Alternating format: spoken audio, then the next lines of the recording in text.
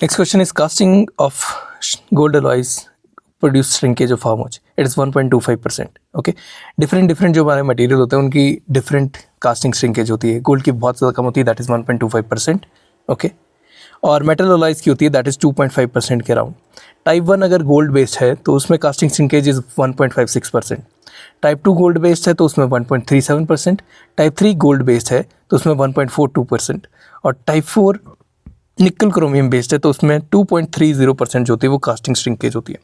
Next, which of the following cast gold alloys is used for fabricating the partial denture frameworks? Partial denture framework बनाने के लिए हम extra hard gold alloy use करते हैं, that is type 4. Extra hard type 4 use करा जाएगा. Next, which of the following mainly acts as a scavenger of gold alloys? Zinc जो है that acts as a scavenger of gold alloys. देखो, scavenger सुनते ही अलग अलग मेटल दिमाग में आना शुरू हो जाते हैं, लेकिन जिंक जो है that is a scavenger for gold. Okay, scavenger for gold alloys. Palladium बाकी किसी और चीज़ में यूज़ हो सकता है, सिल्वर किसी और चीज़ में यूज़ हो सकता है, कॉपर किसी और चीज़ में यूज़ हो सकता है, but zinc is for gold. Next, melting point of silver is how much? Silver का मेल्टिंग पॉइंट होता है 963 डिग्री सेंटीग्रेड. 963 is silver. 63 ही है सिल्वर में, लेकिन 963 degree centigrade is for silver. Next, बाकी सारे ऑप्शन में भी 63 लगाया हुआ है पीछे, इसलिए बोल रहा हूँ 63. 963 is for silver. Next, melting point of gold in centigrade is how much? Gold का मेल्टिंग पॉइंट सिल्वर से ज़्यादा होता है, that is 1063 degree centigrades. Next, the property of gold that allows it to be burnished is known as what? The property of gold that allows it to be burnished is known as percentage elongation. Burnish करने के लिए जो property use हो रही है that is percentage elongation. Next, the calcium is added to the direct filling gold to do what? Calcium add किया जाता है to the direct filling gold to increase the strength and the hardness of direct filling gold. ठीक है, strength और hardness दोनों को increase करने के लिए हम कैल्शियम को ऐड करते हैं गोल्ड के अंदर, डायरेक्ट फिलिंग गोल्ड के अंदर. Next, the cohesive gold used as a bulk filler is what? Cohesive gold जो कि बल्क फिलर की तरह यूज किया जाता है दैट इज मैट गोल्ड. ठीक है. Electrolyte precipitate. This form of gold is formed by electrolytic precipitation or through the process of atomization. It's formed through the process of atomization. Okay, they're supplied as matte gold, matte foil, or aluminium calcium gold, that is electroalloy. Aluminium calcium alloy या फिर उसको बोलते हैं electroalloy. Gold से बना होता है ये. These are all used as a cohesive gold fillers for bulk filling. Next, electrolyte precipitate of gold is also known as what? Electrolyte precipitate of gold it is also known as mat gold. ठीक है, अभी हमने पिछले question में भी यही बात की. Electrolyte precipitation of the precipitate of the gold is known as mat gold. The platinised gold foil can also be used. Platinised gold foil can also be used. Crystalline mat gold is made up of electrolyte precipitation. Crystalline mat gold is also made by electrolyte precipitation. Mat gold wrapped in gold foil is called as matte foil. Matte gold wrapped in gold foil is called as matte foil. Next, cohesion of gold foil is an example of what? Cohesion of gold foil, it is an example of atomic attraction and cold welding. It is an example of atomic attraction and cold welding. Next, fineness of gold used for direct filling is how much? Fineness of gold that is used for direct filling is 24 karat gold. 24 karat gold or 100% pure gold is used for direct filling restorations. ठीक है, 24 carat gold या फिर 100% pure gold जो है direct filling restoration के लिए use किया जाता है. Next, the melting point of titanium in degree Celsius is how much? Titanium का गोल्ड से भी ज़्यादा मेल्टिंग पॉइंट होता है, that is 1668 degree centigrade. 1668 degree Celsius जो होता है वो प्योर टाइटेनियम का मेल्टिंग पॉइंट होता है. Pure titanium has the ability to passivate itself. It reacts with atmospheric oxides, as a result of which the chemically active state is converted to a less reactive state by the formation of titanium oxide layer. The titanium is considered to be excellent corrosive and tarnish resistant material against the mineral acids and chlorides. Another prominent feature is high biocompatibility and non-toxicity. High biocompatibility and non-toxicity is another feature. These properties are taken into advantage of the titanium and are used for artificial heart valves, bony splints and dental implants. ठीक है. Next, most biocompatible material in oral cavity is what? सबसे ज़्यादा biocompatible material oral cavity में is titanium. Titanium option क्या क्या हमारे पास? Gold है, palladium है, प्लैटिनम है और टाइटेनियम है. इनमें से titanium is the most biocompatible material in the oral cavity. Next, which of the following materials mainly increases the castability of base metal alloys? Beryllium जो है वो कास्टेबिलिटी ऑफ बेस मेटल अलॉयज को increase कर देता है. Beryllium, it increases the castability of the base metal alloys. Addition of 1% beryllium to nickel base alloys, low fusion temperature by 100 degrees centigrade, it increases the castability, but toxic potentiality of beryllium has been also been reported. Toxic potentiality of beryllium has also have been reported. ठीक है, कास्टेबिलिटी तो increase कर देता है, लेकिन उसका जो है वो टॉक्सिक इफेक्ट है वो भी ज़्यादा इंक्रीज कर हो जाता है. Next, shape memory phenomena is exhibited by which of the following wires? Nitinol. ठीक है, नाइटाइनॉल. नाइटाइनॉल जो होता है that has having shape memory. ना ही स्टेनलेस स्टील वायर, ना ही एलॉय, ना ही TMA. It is nitinol having shape memory. Next, corrosion of stainless steel is due to formation of what? Corrosion of stainless steel is due to formation of chromium carbide. Chromium oxide present on the surface makes it corrosion resistant when this is lost due to excessive cold working. ठीक है, chromium carbide is found which reduces the corrosion resistance. This is called as sensitization. देखो, chromium oxide usually present होती है surface के ऊपर जो कि corrosion से बचाती है, and it is lost during cold working. जब उसको हथौड़े वगैरह से काम कर रहे हो आप तो वो chromium oxide उड़ जाती है. अब chromium carbide बनता है जो कि हो जाता है, रिड्यूस करता है corrosion resistance को. This is called as sensitization. When 18-8 stainless steel is heated between 400 to 900 degrees centigrade, it may lose its corrosive resistance. 400 से 900 डिग्री सेंटीग्रेड के बीच में जब इसको हीट किया जाता है 18-8 को, तो वो अपनी corrosion resistance को लूज कर सकता है. Next, stainless steel with least corrosive resistance is what?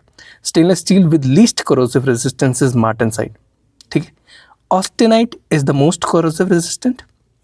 ठीक है, ऑस्टेनाइटिक फॉर्म जो होती है सबसे ज़्यादा corrosive resistance होती है, और जो हमारी मार्टेनसाइट होती है वो लीस्ट corrosion resistance होती है. That's use in orthodontic wires.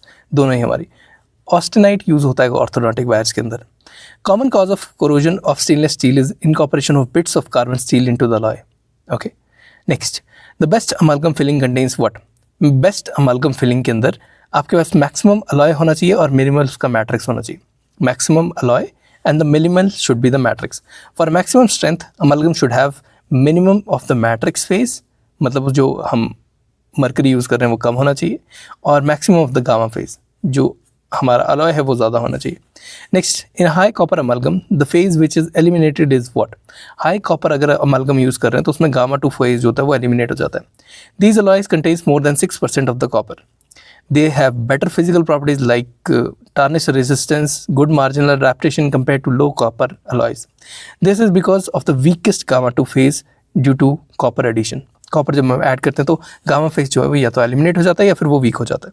ठीक है, next, when admixed alloy is mixed with mercury silver from silver copper alloy particles enter the mercury. Similarly silver and tin form silver tin alloy rather than entering into the mercury.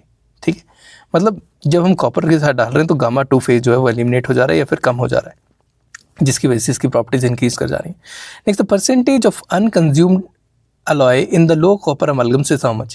Low copper amalgam में unconsumed alloy जो होता है that is approximately 27%. Okay, 27% तक. It's an approx.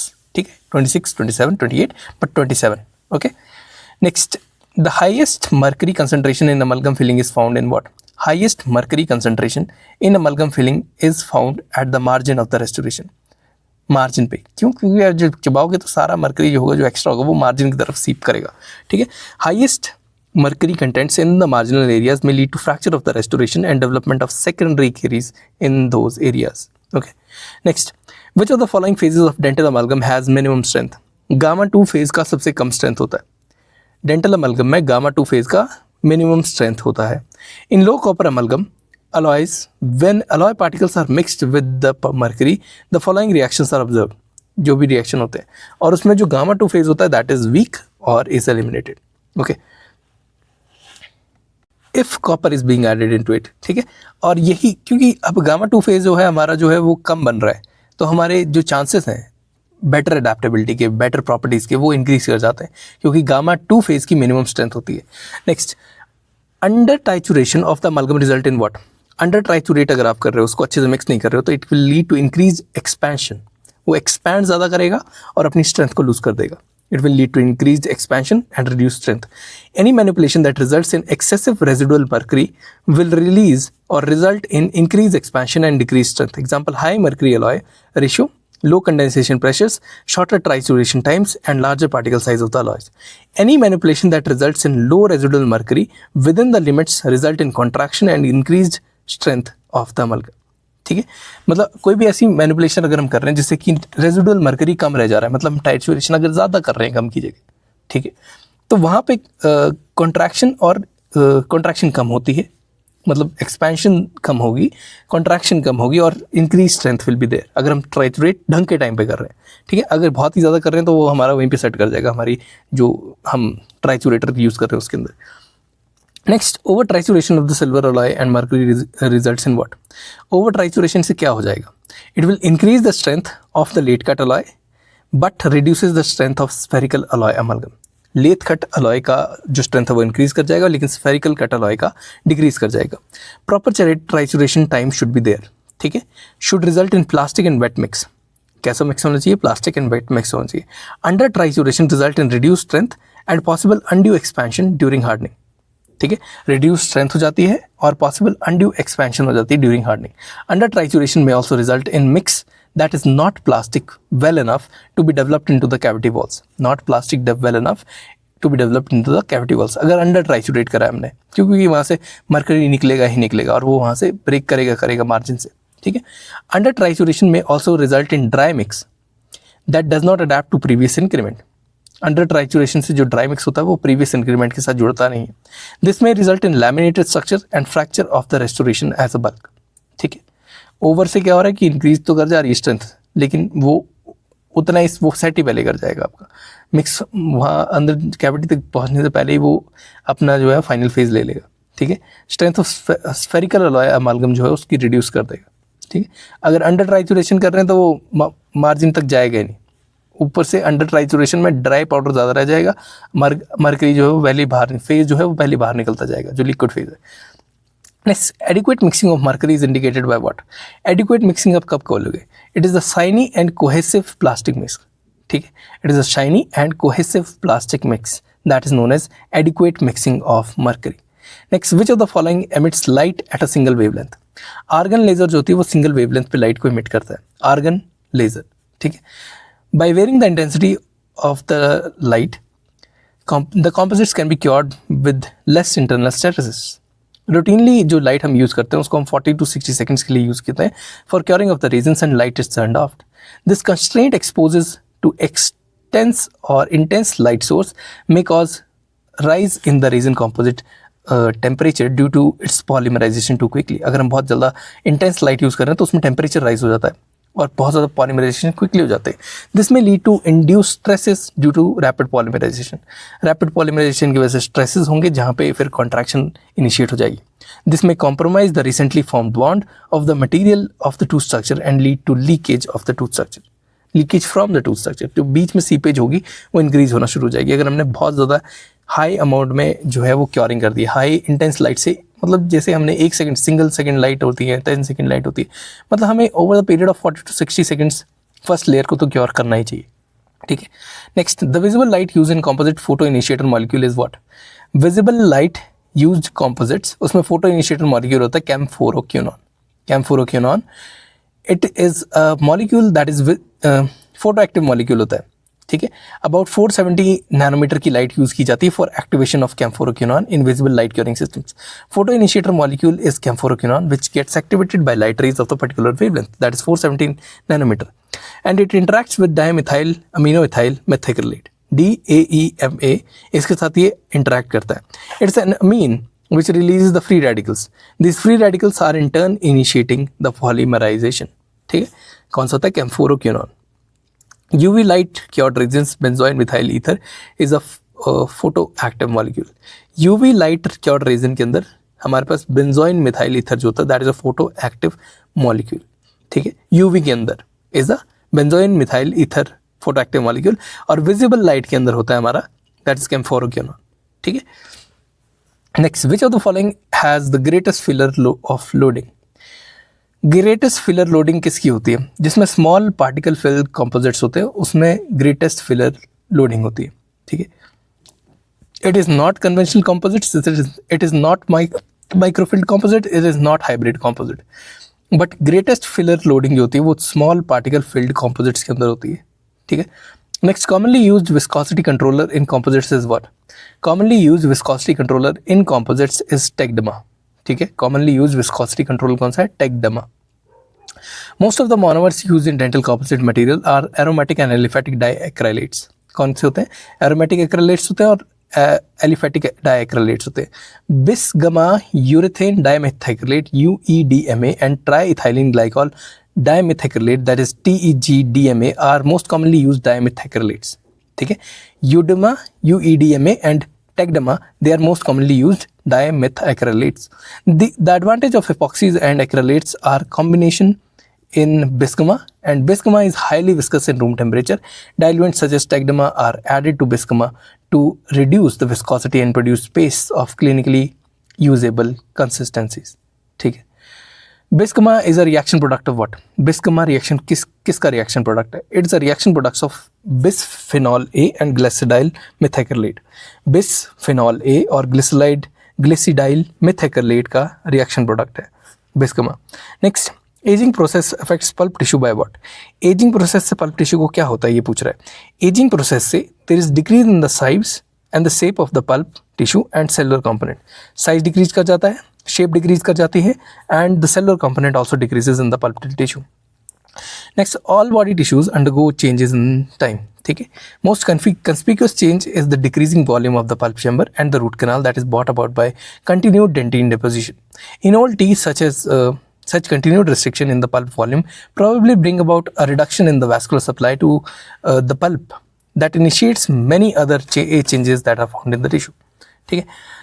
The only reaction of pulp that is being elicited to any kind of stimulus is what?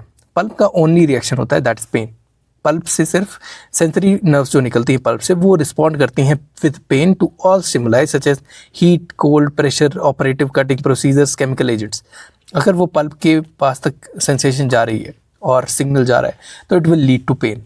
The pulp has macrophages, lymphocytes, neutrophils, monocytes and plasma and mast cells, all of which aid in the process of repair of the pulp, ठीक है। Next, accessory canals are more common in which portion of the root? Accessory canals apical third of the root पे ज़्यादा common होती है then the whole root, ठीक है। Apical third of the root. Next, which of the following antigen expressing cells are present in the pulp? Antigen expressing cells present in the pulp are dendritic cells. Antigen expressing dendritic cells are found in and around the odontoblastic layer, in the non-erupted teeth, in the erupted beneath the odontoblastic layer, ठीक है। मतलब beneath the odontoblastic layer ये antigen expressing dendritic cells present होते हैं with dendritic processes extending between the odontoblast. They have a close relationship to vascular and neural elements. And their function is similar to that of the Langerhans cells that are found in epithelium, in that they capture the present foreign antigen to the C cells, ठीक है।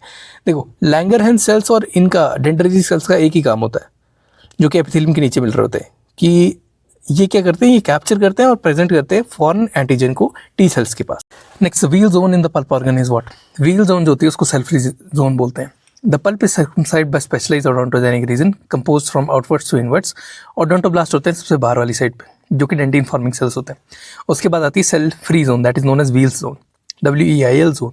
फिर आती है cell rich zone, ठीक है। The cell free zone is a space in which the odontoblast may move pulpwards during tooth development and later to a limited extent in a functioning teeth.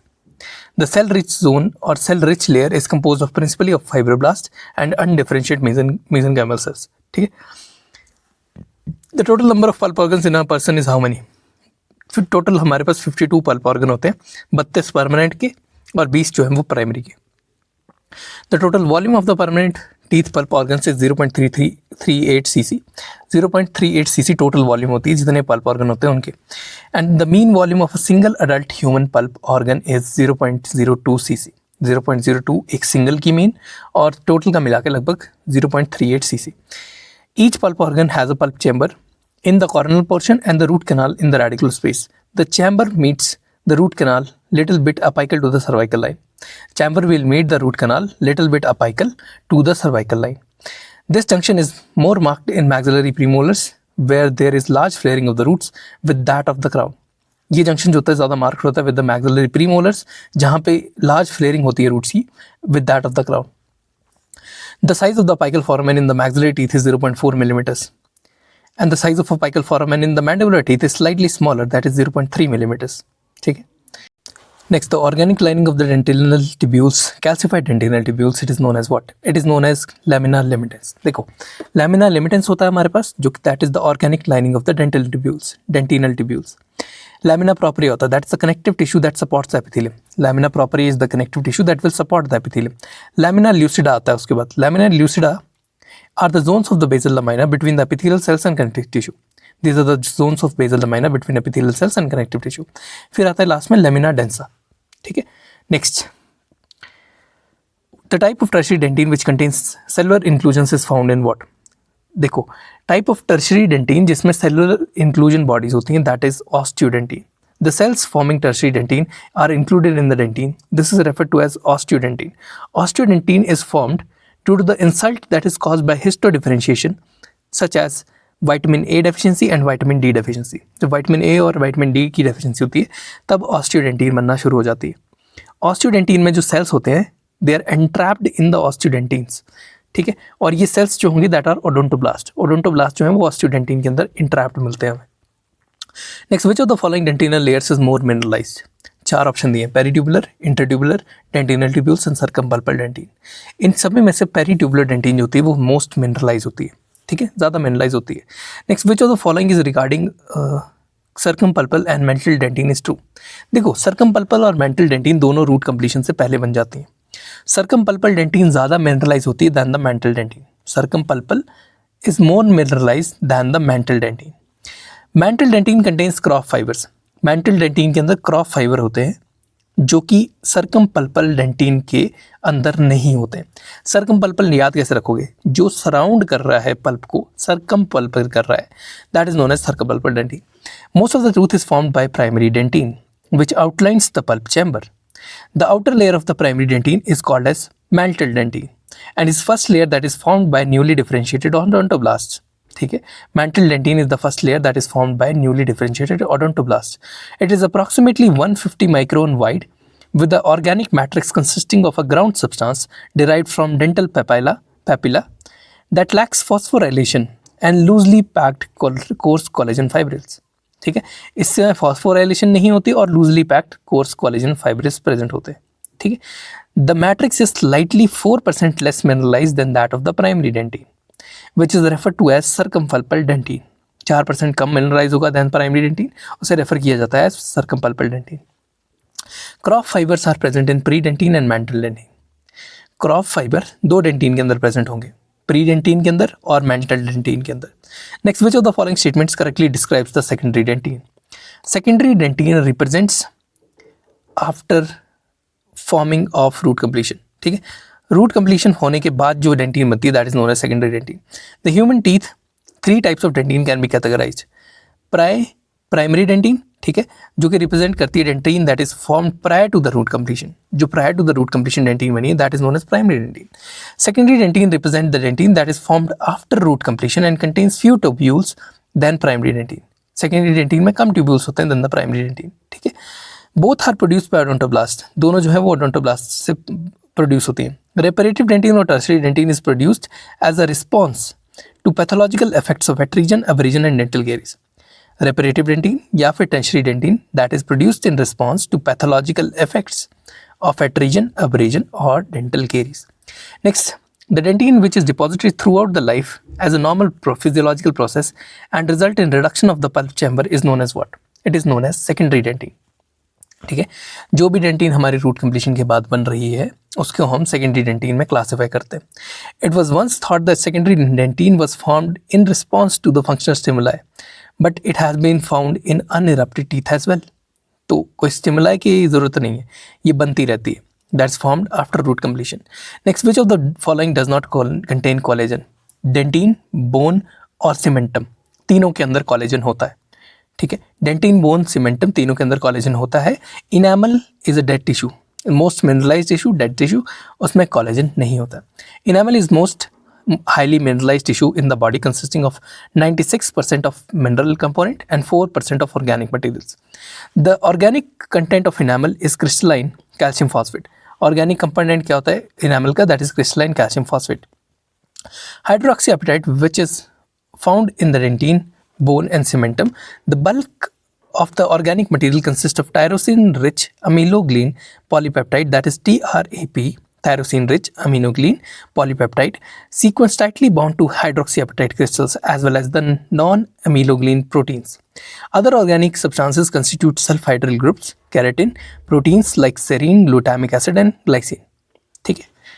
Other organic substances जो कि enamel के अंदर present होते हैं वो होते हैं sulphydryl groups, keratin, proteins like serine, glutamic acid and glycine. Next, the dentinal end of ameloblast can be regarded as what? The dentinal end of ameloblast can be regarded as a distal side. ठीक है, it is known as distal side. The dentinal end is regarded as the distal end where the organelles engage in secretion are located. ठीक है, डेंटिनल and को हम distal end बोलते हैं जहाँ पे organelles again engaged in secretion are located. The proximal end of ameloblast is towards the surface. Proximal end ameloblast का towards the surface होता है. ठीक है. The enamel matrix is secreted by the cells. Thus the enamel formation begins in the distal end towards the DEJ. ठीक है.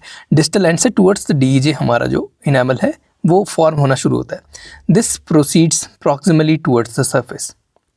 Next, matrix vesicles कहाँ मिलती हैं? Matrix vesicles are found in mental dentine. Matrix vesicles are found exclusively in the extracellular matrix of the mental dentine layer during its initial formation. Next, which of the following calcified tissues have minimum lag phase between matrix formation and mineralization? Minimal lag phase between matrix formation and mineralization वो उस tissue का सबसे ज़्यादा होगा जो सबसे ज़्यादा mineralized है. ठीक है, that is enamel. The formation of enamel can be described as a secretory phase, that is primary mineralization or matrix formation where only 30% is mineralized, and secondary phase or maturation phase where crystal growth and complete mineralization of enamel will occur. There is no time lag between these phases.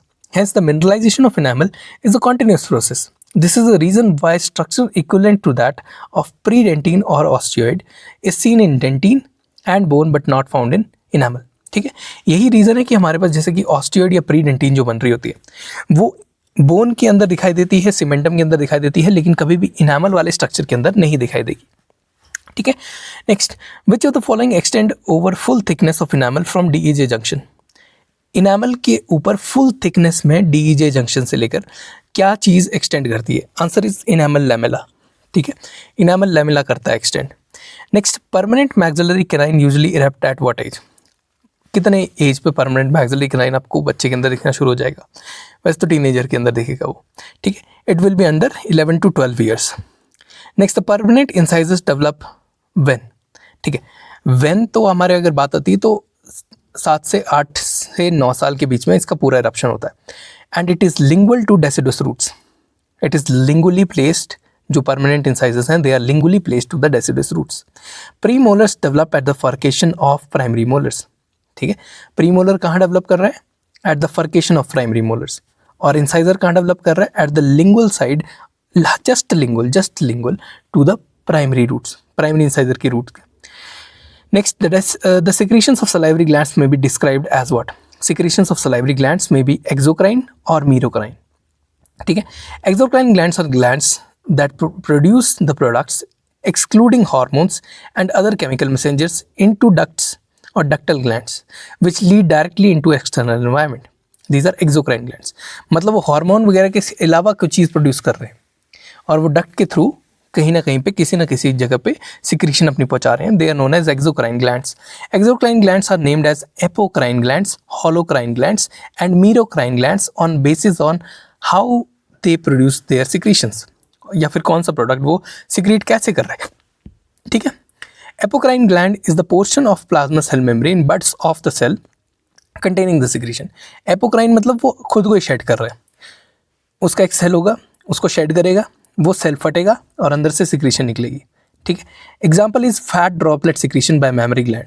ठीक है, holocrine glands, the entire cell disintegrates into to secrete its substance. Entire cell जो है वो disintegrate कर जाता है to secrete its substance. ठीक है। इसमें portion of plasma membrane bud off नहीं हो रही है, जो एपोक्राइन है उसमें एक पोर्शन ऑफ प्लाज्मा मेम्ब्रेन वो बड ऑफ हो रही है जिसमें सिक्रीशन प्रेजेंट है, जैसे कि fat droplet secretion from the mammary gland. Holocrine gland मतलब वो पूरा का पूरा ही डिसइंटीग्रेट कर जाएगा, जैसे कि sebaceous gland for skin and nose आ गया, ठीक है।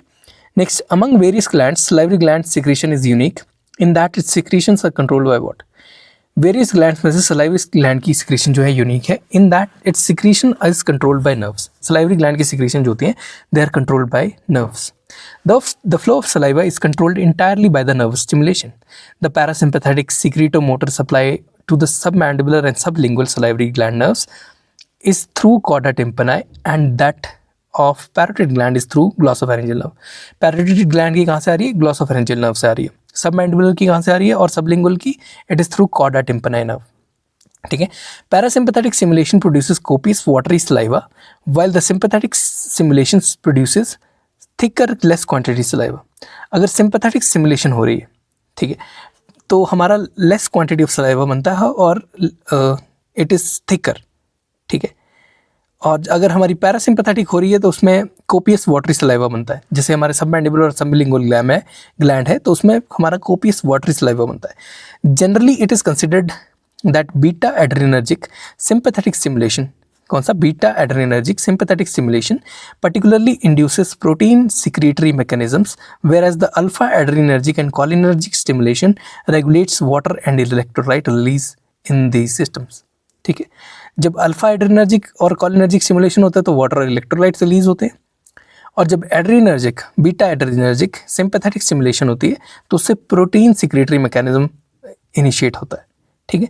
Next, the normal pH of saliva is about how much? Normal pH of saliva is slightly basic, that is 7.5.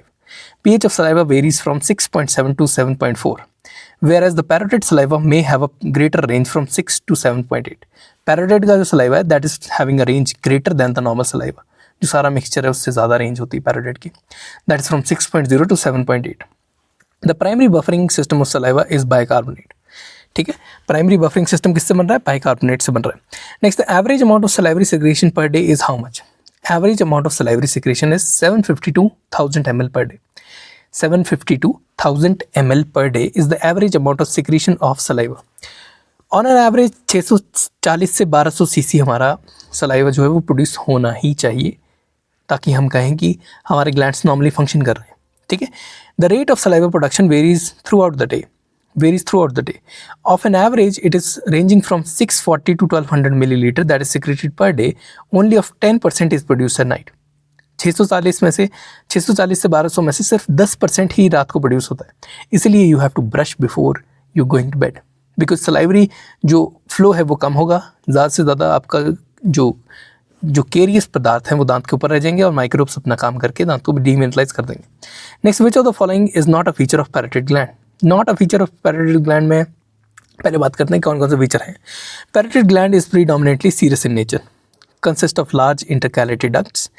एक्सट्रीटरी duct is Stensen duct, parotid की duct जो होती है that is Stensen duct, ठीक है, which opens opposite to upper second molar के just बाहर की side पे, ठीक है, यहाँ बस टेंशन डक्ट जो है वो ओपन करती है।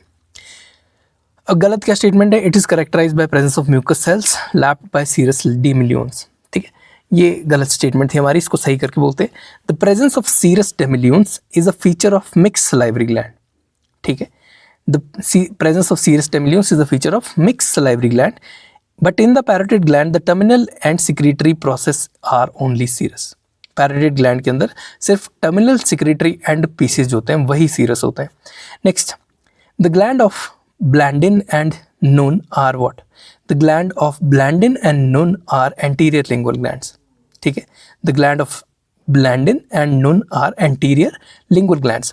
Lingual minor salivary glands are divided into anterior and posterior regions, ठीक है।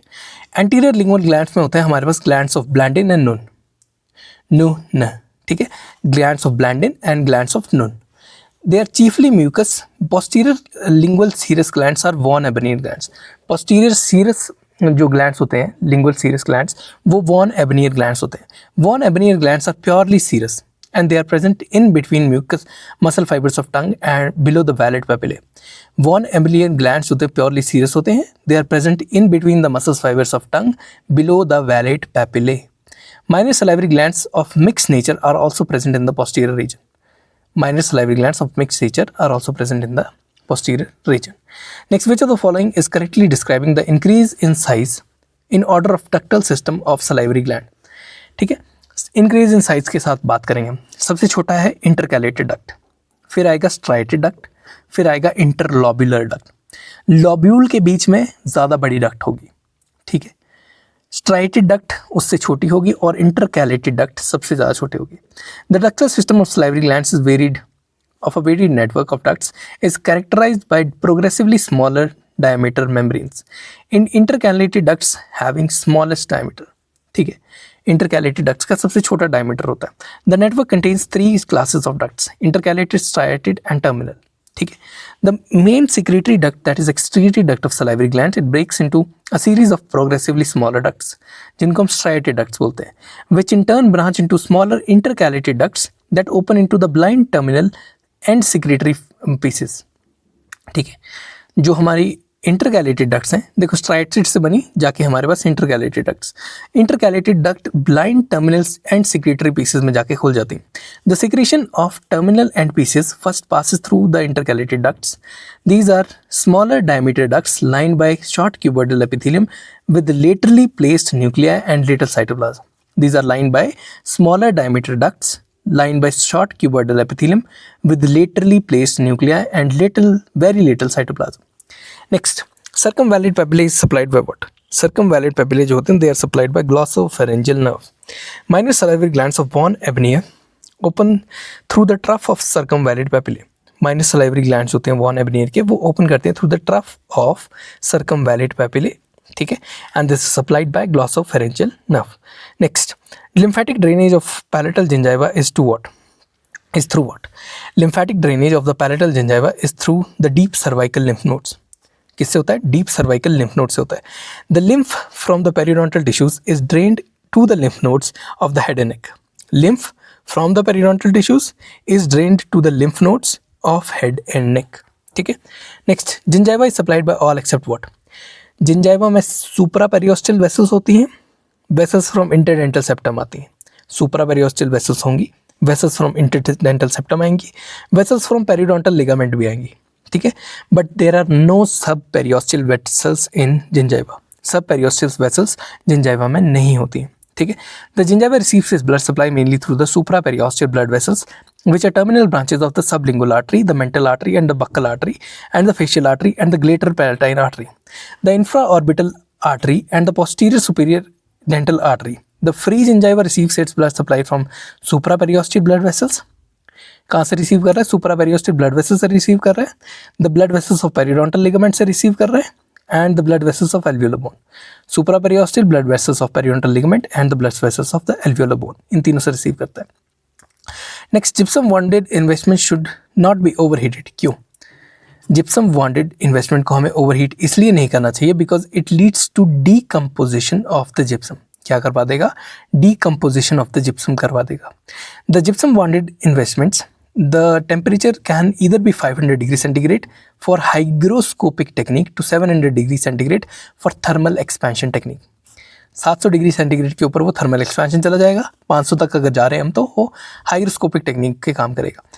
With the phosphate bonded investments, the maximum temperature setting may range from 700 degree centigrade to 1030 degree centigrade. Depending upon the type of alloy that is to be selected, the temperature setting is more critical with gypsum bonded investments than for phosphate bonded types. ठीक है, because the gypsum investments are more prone to investment decomposition. gypsum bonded investment जो होती हैं वो ज़्यादा prone होती हैं to investment decomposition. The expansion of the investment is always greater in unrestricted longitudinal direction. Expansion of the investment जो होती है वो हमेशा unrestricted longitudinal direction में ज़्यादा होती है rather than radial direction. That is towards the ring. Therefore, it is desirable to reduce the expansion in the longitudinal direction. ठीक है, longitudinal direction में हमें रिड्यूस करवानी है एक्सपेंशन, क्योंकि लॉन्गिट्यूडनल में ही अगर अनरेस्ट्रिक्टेड हमारे पास जिप्सम की वो इन्वेस्टमेंट की ज़्यादा से ज़्यादा एक्सपेंशन होती है. Therefore, it is desirable to reduce the expansion in longitudinal direction. Placing a liner somewhat short, that is 3.25 mm short of the ends of the ring, tends to produce a more uniform expansion. Thus, there is less chance for distortion of the wax pattern and the mold in gypsum investments. ठीक है, gypsum bonded investments. Next, which variable will increase the localized shrinkage porosity but decrease the subsurface porosity? कौन सा variable ऐसा होता है जो कि localise shrinkage porosity को इंक्रीज करवा देता है लेकिन सब सरफेस पोरोसिटी को डिक्रीज करवा देता है? Answer is sprue length. ठीक है, sprue length. Next, the cast 3 unit FPD with respect to 454647 exhibits the following porosity shown in the image below with the pontic area as shown below, which is most likely being caused due to what? देखो इसमें जो black colour की आपको दिखाई दे रही है ये porosity आई है. ठीक है, सरफेस पे ही दिख रही है तो. ठीक है, और सब सरफेस भी जा रही है. अब पूछ रहा है कि इसका रीज़न क्या है, इस पोरोसिटी का रीज़न क्या रहा होगा? It is due to delayed solidification of pontic. क्यों है? The porosity of the pontic area was cause due to retention of the heat by the pontic because of the bulk and because it was located in the heat centre of the ring. It was located in the heat centre of the ring. ये late ठंडी हुई है, बाकी पूरे system से ज़्यादा late ठंडी हुई है ये वाली चीज़, इसलिए इसमें ऐसी पोरोसिटी आई है, ये प्रॉब्लम ऐसी आई है. The problem can be solve by simply attaching one or more small gauge sprues, example 18 gauge sprue, at the surface of most distant from the main sprue attachment.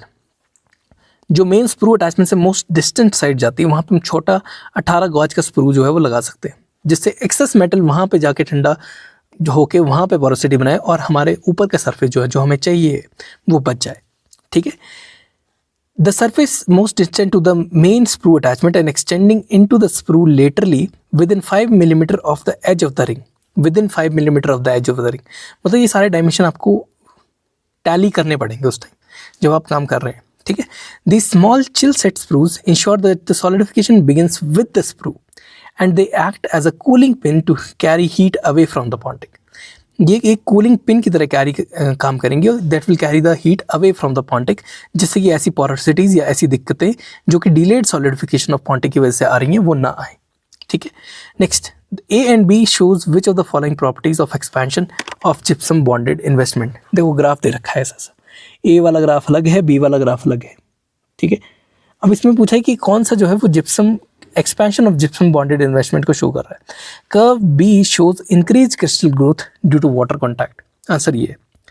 देखो हाइग्रोस्कोपिक एक्सपेंशन और hygroscopic setting expansion which is greater in magnitude than normal setting expansion.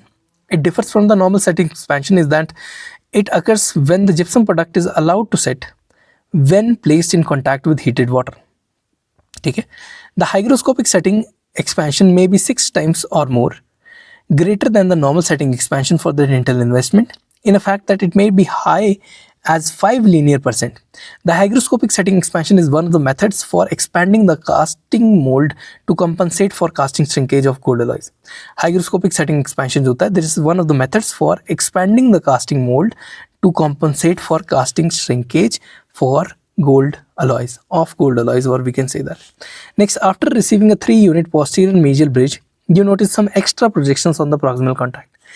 Extra projections निकल चुकी हैं on the proximal contact.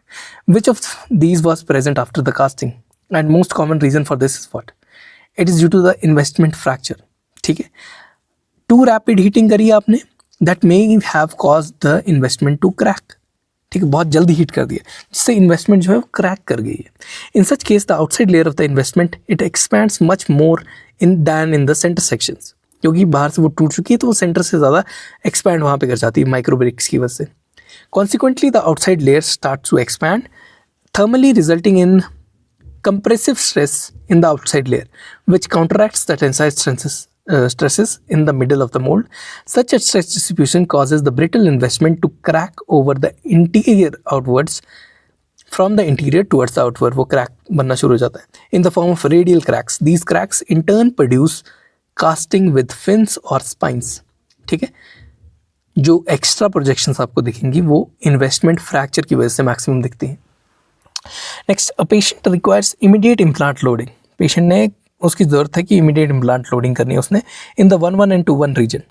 Which material is most appropriate to be use as a healing abutment or straight abutment.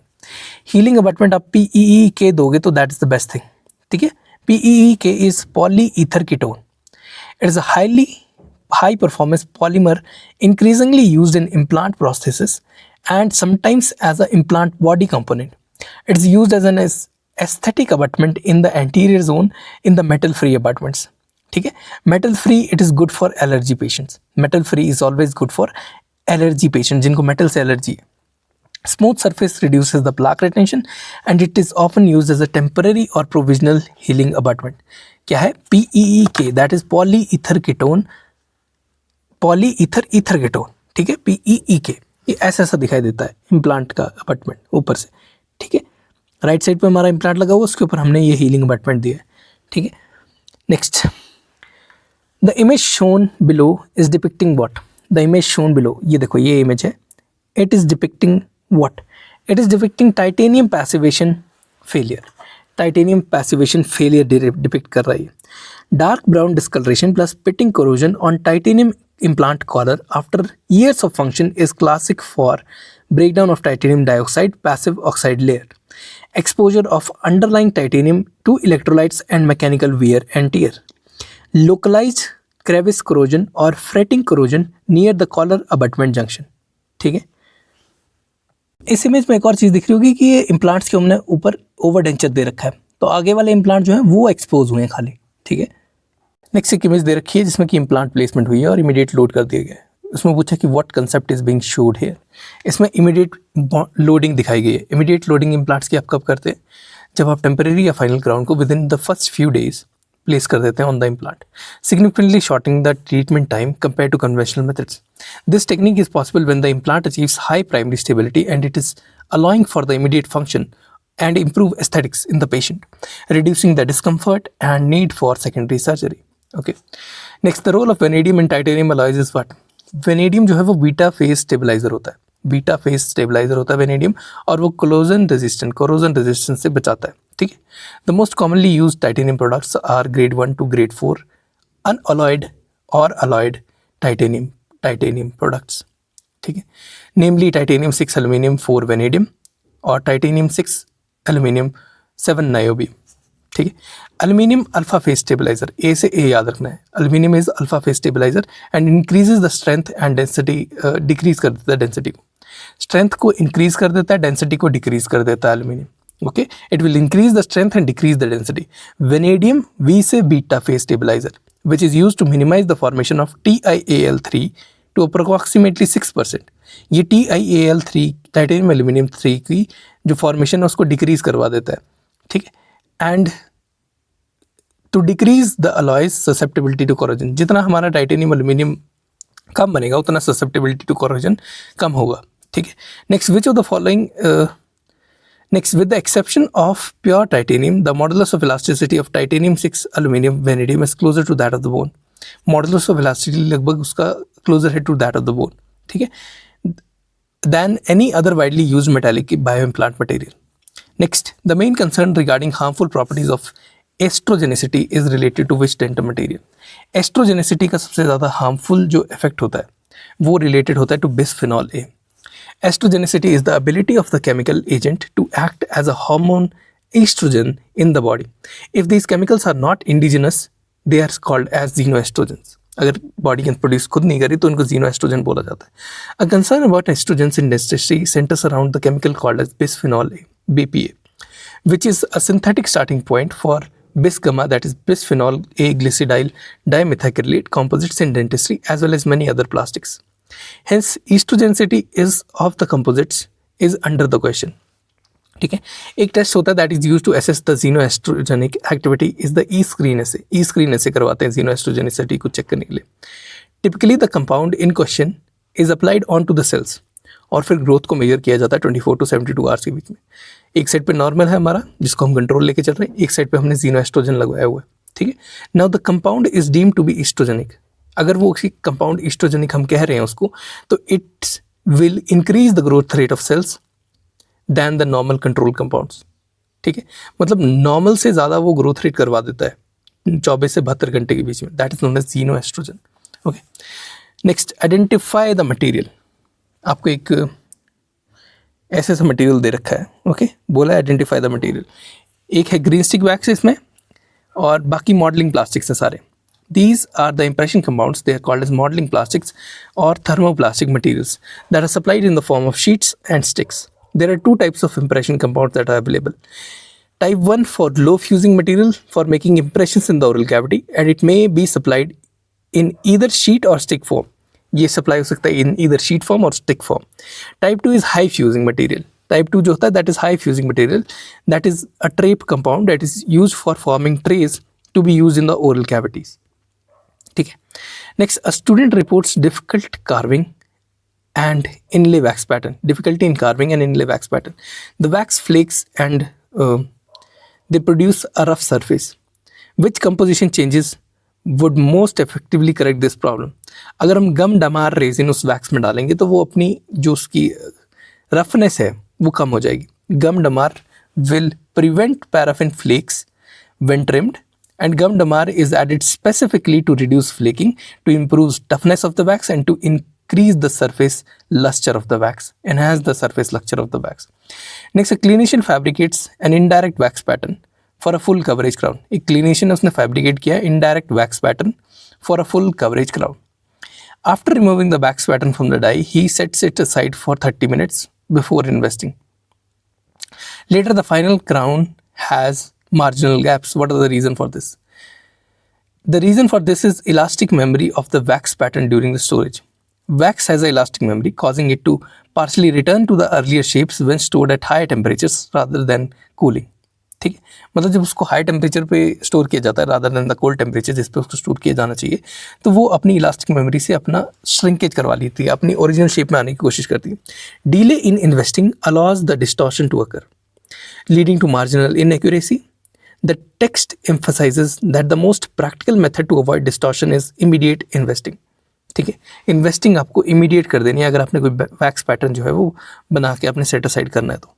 Next, the image given below, which area is most likely to show micro leakage और shrinkage. ये पूरी एक class 2 cavity दिखाई हुई है, इसमें से कौन सा एरिया होगा जिसमें कि माइक्रो लीकेज या फिर श्रिंकेज होना लाजमी रहेगा. तो माइक्रो लीकेज जो होती है वो प्रॉक्सिमल हिस्से में ज़्यादा जल्दी होना शुरू हो जाती है. Micro leakage occurs at the locations where polymerization shrinkage creates a gap between composites and cavity wall. In most class 2 or MOD restorations, the proximal gingival margin A is particularly vulnerable because it often rests on enamel dentin junction. वो enamel और dentin के junction पे हमारा rest कर रहा होता है, और इनामल का सी फैक्टर अलग होता है, डेंटिन का सी फैक्टर अलग होता है.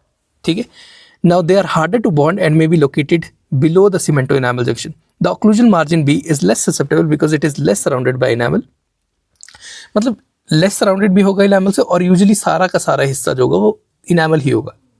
ठीक है, क्योंकि आपने कैविटी काटी हुई है तो नीचे वाला फ्लोर ही होगा लगभग जो डेंटिन से बना हुआ होगा, ऊपर ऊपर जो उसको मिल रहा है वो आपका इनामल ही मिल रहा होगा. ठीक है, इसलिए यहाँ पे स्ट्रॉन्गर एडहेजन होती है, रिड्यूस्ड पॉलीमराइजेशन स्ट्रेस होता है. Both the margins are affected to some degree, but the shrinkage stress is concentrated at the weak gingival margin, making it the most susceptible site for micro leakage. ठीक है, next, how do inorganic fillers reduce the total polymerization shrinkage of a composite? Inorganic fillers कैसे reduce करते हैं total polymerization shrinkage को? They do not participate in polymerization. ठीक है, inorganic जो fillers होते हैं they are inert and they do not polymerize. By occupying the space between the composite within the composite, ठीक है, जो polymerize कर रहा है उसी के बीच का space ही occupy कर रहे हैं, they reduce the proportion of resin that can shrink. They will reduce the proportion of resin that can shrink, lowering the total volumetric shrinkage and improving the dimensional stability. ठीक है, lowering the total volumetric shrinkage and improving the dimensional stability. Next, in chemically activated composites, free radicals are formed when? Chemically activated अगर कोई composite है तो free radicals will be formed when the benzoyl peroxide reacts with tertiary amine. ठीक है, जब benzoyl peroxide react करेगा with the tertiary amine, then the free radicals will be formed. Chemical cure composites come as two pastes. One carries a benzoyl oxide peroxide initiator and the other carries tertiary aromatic amine the activator. Benzoyl peroxide क्या होता है? Initiator होता है, और दूसरा जो tertiary amino aromatic amine होता है that is the activator. When these both are mixed, initiator और activator जब mix किए जाते हैं तो amine break कर जाता है into, amine breaks the benzoyl peroxide. amine क्या करेगा? benzoyl peroxide को break करेगा, generating a free radical instantly. ठीक है, which starts an addition polymerisation. ये फ्री रेडिकल जो है वो एडिशन पॉलीमराइजेशन रिएक्शन स्टार्ट कर देगा। This radical generation reaction is core mechanism behind all the chemically activated composites, right. Next, which curing lamp does not require filters because it naturally emits the blue part of the spectrum, that is 440 to 480 nanometer. QTH में filter required होते हैं, plasma arc में filter required होते हैं, argon laser में filter required होते हैं, but the LEDs they naturally can emit the range between 440 to 480 nanometers. LED Curie lamps inherently produce light only in the wavelength of blue range, that is 440 to 480 nanometer, which directly matches the absorption spectrum of the camphorocyanone because they do not emit UV or heat producing wavelengths. No filters are required to narrow the beam. ठीक है, other lamps जैसे कि QTH lamp हो गया, plasma arc हो गया, before a broad spectrum of light arc and therefore they must be filtered to isolate the useful blue range. ठीक है, next, during placement a dentist notices the amalgam mix is warm, shiny and spreads flat inside the capsule. Placement के दौरान dentist note कर रहा है कि amalgam mix जो है वार्म है, शाइनी है और spread flat inside the capsule. The restoration later shows reduce working time and poor adaptation. What procedural error is most likely occurred in here? तो यहाँ पे ओवर ट्राइचुरेशन होगी। Over trituration causes excessive mechanical energy and friction within the capsule. Excessive mechanical energy हो जाती है, excessive friction हो जाता है within the capsule, producing a matrix or a mix within the characteristic features that can match the scenario described. An over triturated amalgam typically becomes warm or hot due to increased particle friction, shiny and overly fluid, causing it to spread flat inside the capsule, short in working time, losing plasticity quickly, less adaptable, leading to internal voids and compromised marginal integrity. Because the mix sets more rapidly, it becomes difficult to condense it effectively. The final restoration often exhibits reduced adaptation and poorer clinical performance. The signs observed are heat, shine, flattening, and decreased working time. They are the classical indicators of over trituration. Okay. If there will be under trituration, it will produce a dry, crumbly mix that does not get warm or shiny and is a flattened one. Excessive condensation pressure अगर हो जाता है, if there is excessive condensation pressure, it affects the mercury expansion and adaptation during placement, but does not cause the mix to appear warm or shiny. Use of spherical alloys alters the handling characteristics, but does not produce thermal and visual changes that are described. ठीक है, next. Crack deflection is mainly seen in which ceramic? Crack deflection जो होता है that is mainly seen in lithium disilicate. ठीक है, needle like crystals deflect the cracks and strengthen the material. Next, which technique yields the least porosity? Least porosity किस technique में आती है? 4 techniques दी हुई हैं, sintering, heat pressing, slip casting and hand condensation. तो heat pressing में जो है वो हमारी लीस्ट पोरोसिटी होती है। Pressing at high temperatures reduces the void drastically. Pressing at high temperature will reduce the voids drastically. Next, why is zirconia difficult to etch for bonding? क्योंकि zirconia के अंदर सिलिका ग्लास मैट्रिक्स नहीं होता है, therefore it is difficult to etch for bonding. Zirconia is a polycrystalline structure with no glassy matrix. इसलिए hydrogen fluoride जो है वो इनफेक्टिव हो जाता है. It needs MDP और एयर अब्रेशन. ठीक है, इसको या तो आपको बर से करना पड़ेगा या फिर आपको एयर अब्रेड करना पड़ता है. ठीक है, क्रेक की जिरकोनिया बॉन्डिंग से ये उठाया हुआ है जो भी है content. Next, match the ceramic with its crystal content. Lithium disilicate में 65% क्रिस्टल्स होते हैं. लिथियम डाइसिलिकेट में 65% क्रिस्टल्स होते हैं. 65% क्रिस्टल्स. ल्यूसाइट होता है 35 to 40%. लिथियम डाइसिलिकेट होता है 65%. जिरकोनिया होता है 99% और फेल्डस्पैथिक में 20% होता है. ठीक है, 20% फेल्डस्पैथिक, जिरकोनिया 99%. जिरकोनिया में लिथियम डाइसिलिकेट में लिथियम डाइसिलिकेट इज 65%. ल्यूसाइट में जो ल्यूसाइट होता है that is 35 to 40%. Okay, next, feldspathic porcelain fuses at lower temperature because of what? Feldspathic porcelain जो है फ्यूज करता है at the lower temperature because alkali oxides create a non bridging oxygen.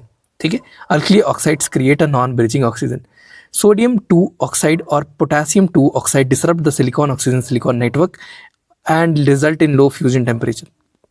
ठीक है, high translucency among the following is what? सबसे ज़्यादा high translucent कौन सा होता है? Zirconia, alumina, leucite, reinforced ceramic या फिर स्पाइनल? स्पाइनल जो होता है वो सबसे ज़्यादा हाईली ट्रांसलूसेंट होता है. ट्रांसलूसेंट होता है मतलब वो लाइट को पास करने देगा. स्पाइनल सबसे ज़्यादा, उससे बाद में आता है लिथियम डाइसिलिकेट। लिथियम डाइसिलिकेट से कम ट्रांसपेरेंट होता है ल्यूसाइट, ल्यूसाइट से कम ट्रांसपेरेंट होता है एल्यूमिना, और सबसे कम ट्रांसपेरेंट इनमें से होगा जिरकोनिया। ठीक है। नेक्स्ट, विच सिरेमिक शोज ट्रांसफॉर्मेशन टफनिंग, कौन सा सिरेमिक ट्रांसफॉर्मेशन टफनिंग शो करता है? The zirconia, that is YTZP। ठीक है, जिरकोनिया YTZP जो है वो ट्रांसफॉर्मेशन टफनिंग शो करता है। Stress induced tetragonal monoclinic transformation closes the cracks. ठीक है, stress induced tetragonal monoclinic transformation closes the crack. ठीक है। Next, a posterior all ceramic crown fractures through the occlusal surface, which material is most fracture resistant? देखो, 4 option दिए हैं, feldspathic, leucite reinforced, lithium disilicate and zirconia. Zirconia 3YTZP जो है वो सबसे ज़्यादा इनमें से स्ट्रेंथ रखता है। ठीक है, it will have most fraction resistance. ठीक है, फ्रैक्शन से बहुत ज़्यादा, फ्रिक्शन से बहुत ज़्यादा टूटने के चांसेस कम रहते हैं जिरकोनिया के। जिरकोनिया की स्ट्रेंथ होती है 800 to 1300 मेगापास्कल्स। लिथियम डाइसिलिकेट की स्ट्रेंथ होती है 400 मेगापास्कल्स के अराउंड। ल्यूसाइट की स्ट्रेंथ होती है 120 मेगापास्कल्स के अराउंड। फेल्डस्पैथिक की स्ट्रेंथ होती है 60 to 80 मेगापास्कल्स के around. Next, what ceramic does this microstructure represent? ठीक है, आपको एक माइक्रोस्ट्रक्चर दे रखा है, अब पूछ रहा है कि कौन सा सिरेमिक इस माइक्रोस्ट्रक्चर को रिप्रेजेंट करता है। ठीक है, so it is lithium disilicate ceramic. ठीक है, लिथियम डाइसिलिकेट सिरेमिक है। Lithium disilicate ceramic shows long interlocking needle like crystals. Long interlocking needle like crystals होते हैं और 65% लिथियम डाइसिलिकेट होता है by volume in this, giving high fracture toughness. ठीक है, ऐसे ऐसे इसके पूरे स्ट्रक्चर होते हैं। ठीक है, you can see that long needles like structures. ठीक है, this is lithium disilicate. Next, a clinician uses a universal adhesive containing 10 MDP for indirect zirconia bonding. Which emerging technology mostly improves the long-term bonding durability of this zirconia, indirect zirconia? तो इसमें है tribochemical silica coated, जो हमारी नई technology है, tribochemical silica coated technology, that is silica coated alumina particles, वो use की जा रही है आजकल।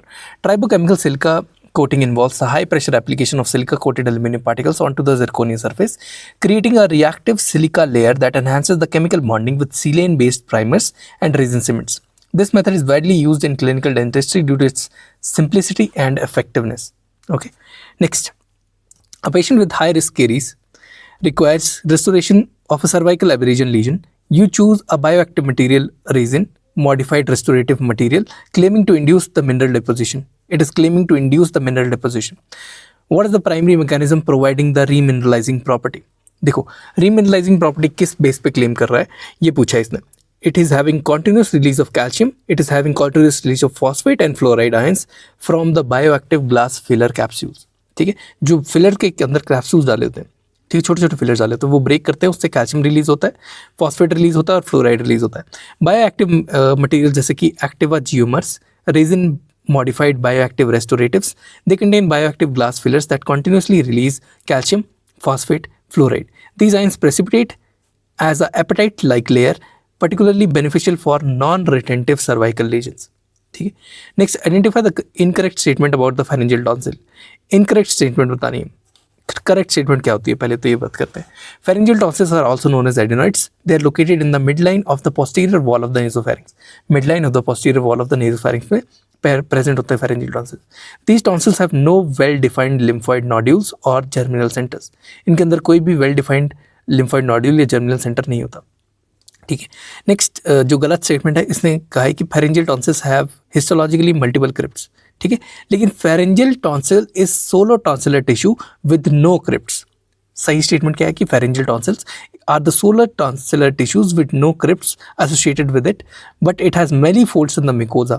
These tonsils have no well-defined lymphoid nodules or germinal centers.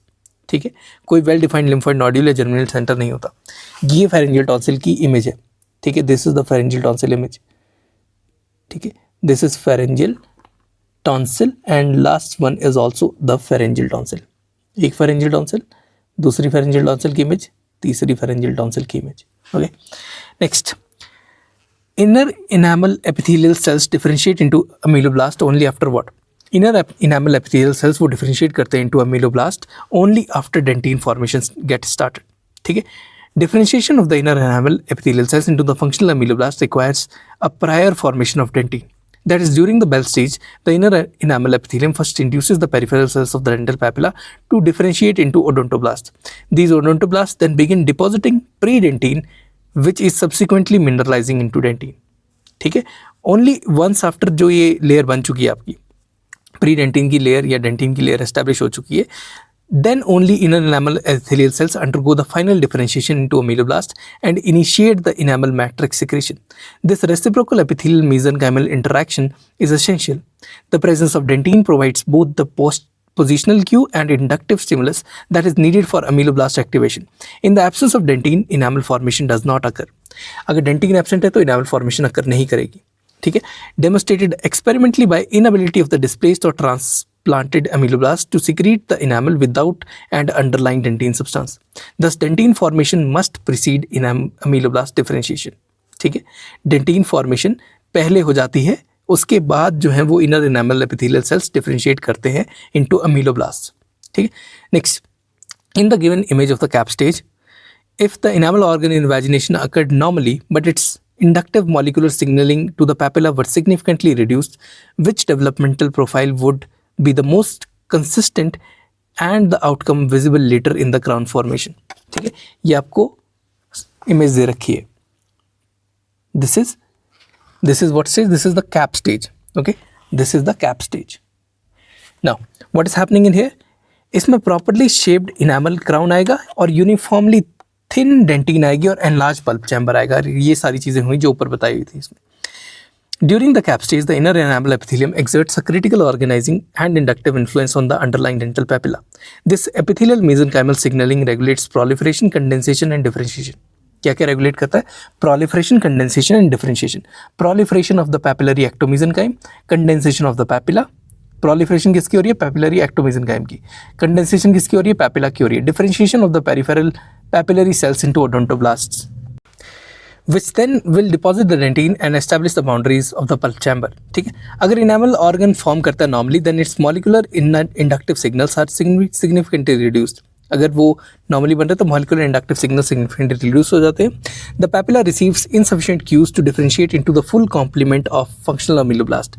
As a result, dentine formation is reduced, जिससे कि डेंटिनल वॉल जो कि वो यूनिफॉर्मली थिन होगी.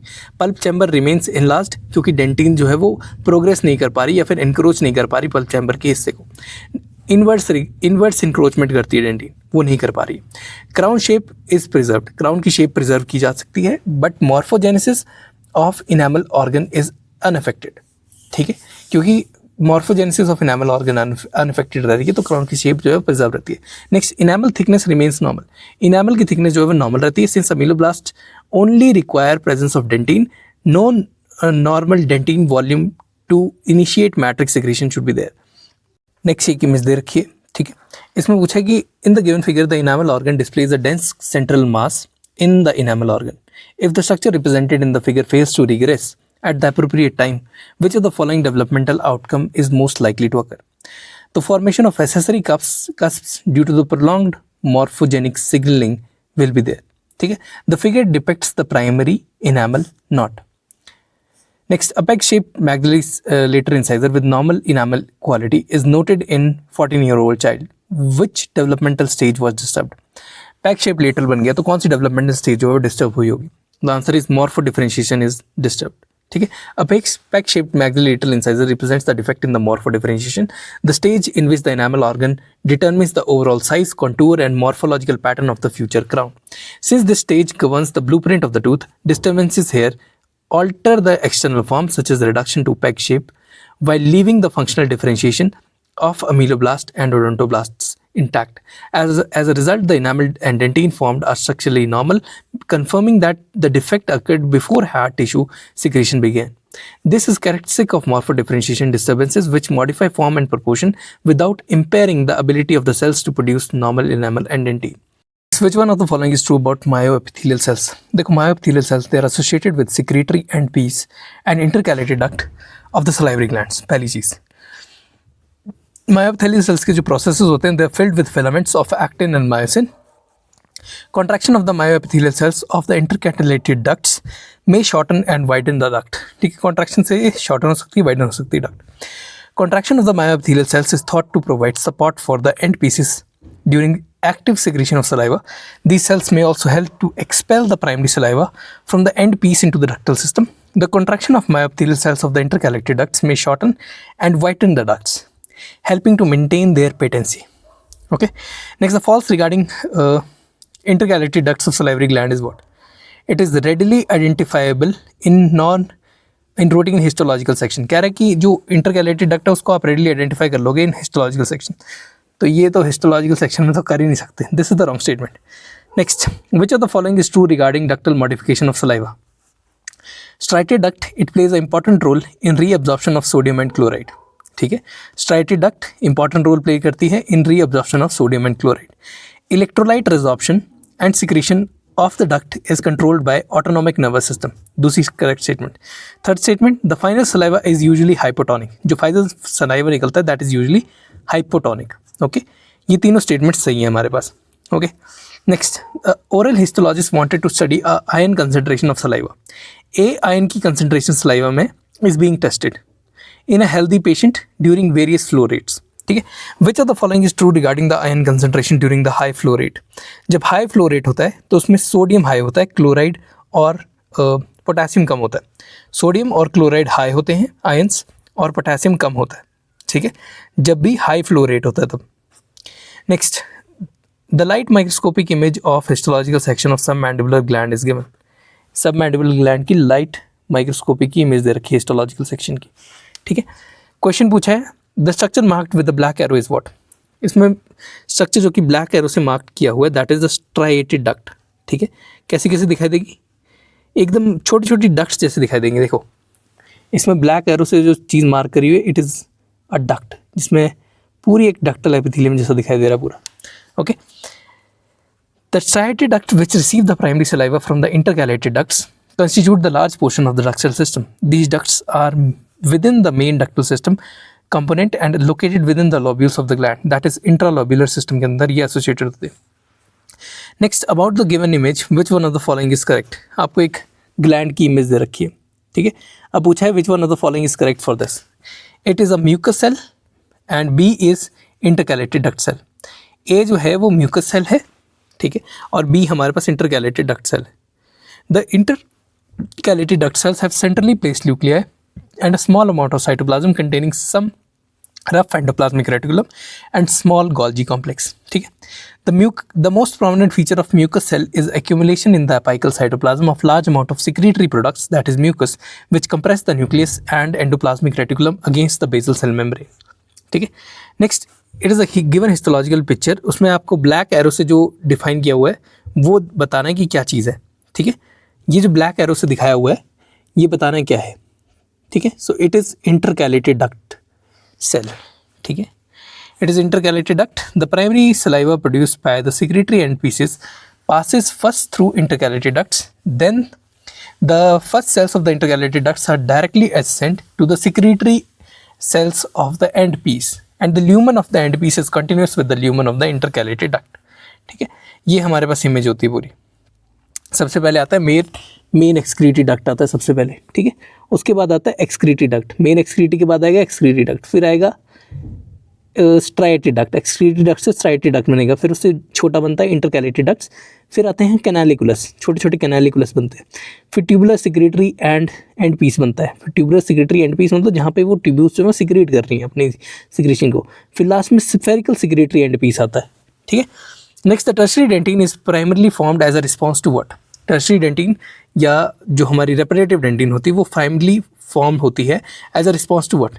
It is formed as a response to any external stimulus to the pulp dentin complex. ठीक है, कोई भी एक्सटर्नल स्टिमुलस या जब भी पल्प डेंटिन कम्प्लेक्स के ऊपर आता है तब टर्शियरी डेंटिन जो होती है वो ले डाउन होती है. ठीक है, tertiary dentin takes one of the two forms depending on the severity of stimulus. If the stimulus is mild, the original odontoblast may remain alive. They will lay down in a tubular form of the dentine, a reactionary dentine बनाएंगे. If the stimulus is more severe and sufficient to kill the original odontoblast, the new odontoblast will differentiate from the pulpal cells and lay down another form of tertiary dentine, that is repetitive dentine, which is atubular and bone-like in nature. ठीक है, next आपको एक पूरा dent और sales का एक diagram दे रखा है. ठीक है, बहुत लंबा डायग्राम है, ये वाला डायग्राम दे रखा है, बहुत लंबा डायग्राम है. ठीक है. सो व्हाट इज इट, सीधा सीधा पूछा है व्हाट इज दिस डायग्राम. ठीक है. So it is interglobular dentin, peritubular dentin and third is intertubular dentin. ठीक है. सबसे पहले जो डेंटिन आएगी वो इंटरग्लोबुलर डेंटिन आ जाएगी. सेकेंड नंबर पर डेंटिन आ रही है दैट इज पेरीट्यूबुलर डेंटिन और तीसरे नंबर पे आती है इंटरट्यूबुलर डेंटिन. ठीक है. First we have the dentino enamel junction. Dentino enamel junction के बाद वी हैव मेंटल डेंटिन, फिर इंटरग्लोबुलर डेंटिन आ जाएगी, फिर peritubular dentin. Okay. Peritubular dentin के बाद इंटरट्यूबुलर डेंटिन, फिर ओडोंटोब्लास्टिक प्रोसेस, फिर नीचे पेरी ओडोंटोब्लास्टिक स्पेस, फिर उसके बाद प्री डेंटिन आ जाएगी, फिर ओडोंटोब्लास्ट और एक साइड पे इसकी नर्व आ जाएगी पूरी. This is the full diagram. ठीक है. Next.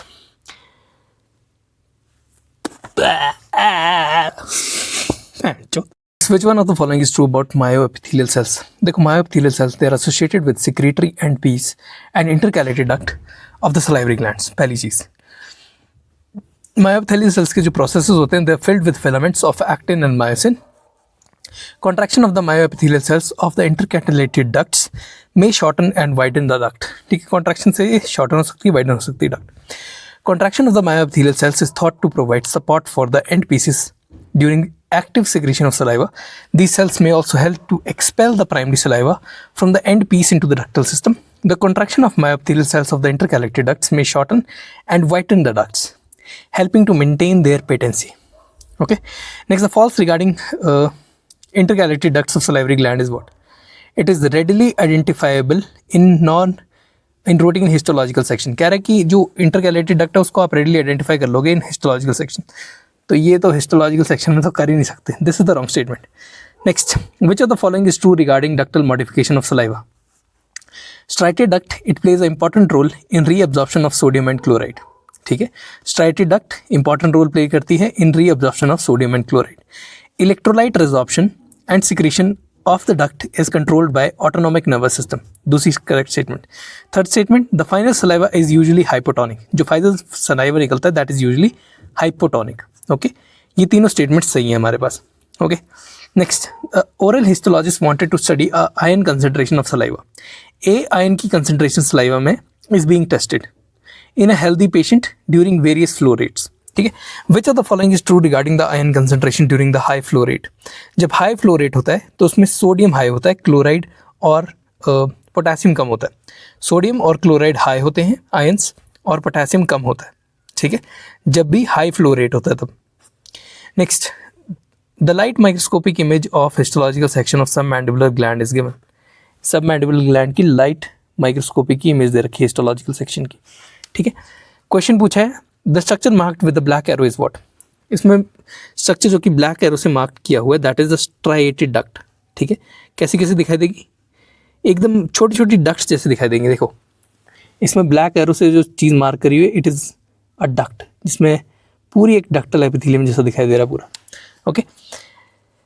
The striated duct which receive the primary saliva from the intercalated ducts constitute the large portion of the ductal system. These ducts are within the main ductal system component and located within the lobules of the gland, that is intralobular system के अंदर ये associated होते हैं.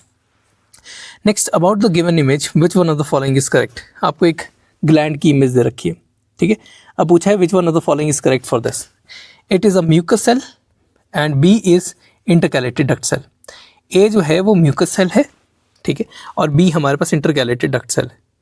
The intercalated duct cells have centrally placed nuclei and a small amount of cytoplasm containing some rough endoplasmic reticulum and small Golgi complex. ठीक है.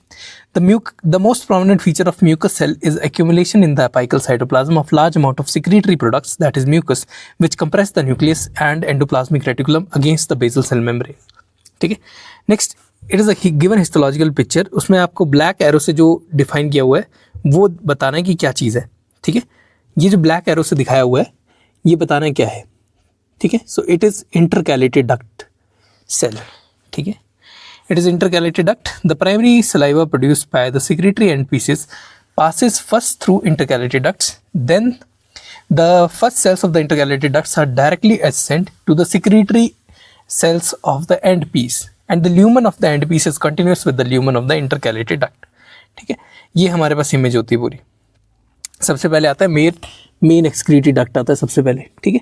उसके बाद आता है एक्सक्रीटरी डक्ट, मेन एक्सक्रीटरी के बाद आएगा एक्सक्रीटरी डक्ट, फिर आएगा स्ट्राइटरी डक्ट, एक्सक्रीटरी डक्ट से स्ट्राइटरी डक्ट बनेगा, फिर उससे छोटा बनता है इंटरकैलेटरी डक्ट्स, फिर आते हैं कैनालिकुलस, छोटे छोटे कैनालिकुलस बनते हैं, फिर ट्यूबुलर सिक्रेटरी एंड पीस बनता है, फिर ट्यूबुलर सिक्रेटरी एंड पीस मतलब जहाँ पे वो ट्यूब्यूल्स जो है सिक्रेट कर रही हैं अपनी सिक्रेशन को, फिर लास्ट में स्फेरिकल सिक्रेटरी एंड पीस आता है, ठीक है। Next the tertiary dentin is primarily formed as a response to what, tertiary dentin या जो हमारी रेपरेटिव डेंटिन होती है वो प्राइमरली फॉर्म होती है as a response to what, it is formed as a response to any external stimulus to the pulp dentin complex, ठीक है। कोई भी एक्सटर्नल स्टिमुलस या जब भी पल्प डेंटिन कॉम्प्लेक्स के ऊपर आता है तब टर्शरी डेंटिन जो होती है वो ले डाउन होती है, ठीक है। Tertiary dentin takes one of the two forms depending on the severity of stimulus. If the stimulus is mild, the original odontoblast may remain alive. They will lay down in a tubular form of the dentine, a reactionary dentine बनाएंगे. If the stimulus is more severe and sufficient to kill the original odontoblast, the new odontoblast will differentiate from the pulpal cells and lay down another form of tertiary dentine, that is repetitive dentine, which is atubular and bone-like in nature. ठीक है।